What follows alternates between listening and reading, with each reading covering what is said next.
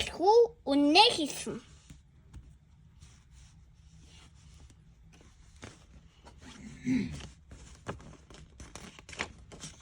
Балхуу маш их өсөж галт тогооны өрөөнд орлоо.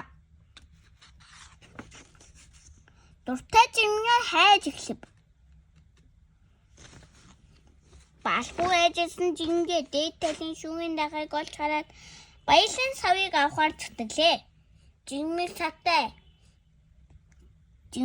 савтай аваад тавиуд дээр яг тавих нь алдаад яадаг гэлээ. Шихэн савтай жимийг балхуугийн гараас мултарч газар дунаа тагарчв.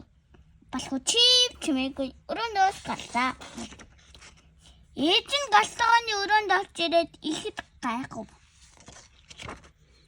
Том өрөөнд орж ирээд балхуугийн ахаас "Шилтэй жимээ чи авсан уу?" гэж асуулаа.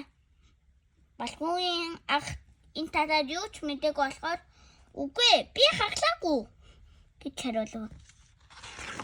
Ээж нь адилхан асуултыг балхуугаас асуухад "Үгүй, би ч хаглаагүй" гэж хариуллаа. Ээж нь шилэн савтай жимээ хэн агасныг таамаглан хэргийн үннээ хэлж хэргээ үлээснээс хойш тоол өгөхгүй шүү гэд хэлээд гараад явчихв. Үннээ хэлээгүй болохоор ах нь балхуу дуурлажээ. Балхуу ах маань надаас солоод хоод идэж чадахгүй нэ гэд маш их ханамсав. Балхуу үнэн сэтгэлээс ханамсаж ээж дээр очино. "Ээжээ, шилэн савтай жимээ би авчихсан. Намайг уучлаарай" гэв.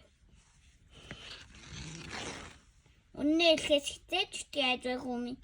Хэрвээ чи үннээ хэлбэл гэсэн сэтгэл амар агуулна. Үннээ хэлсэн болохоор ээж нь чамд бахахаж байна гэд хүүгээ тэрв. Ээж нь тэдний шангаж 5 дүүрэн жимийг авчирлаа. Балхуу ахтайгаа жингээ амтархаа идэж "Үргэлж үннээ хэлжэн" гэж ээдтэй амлацгаа.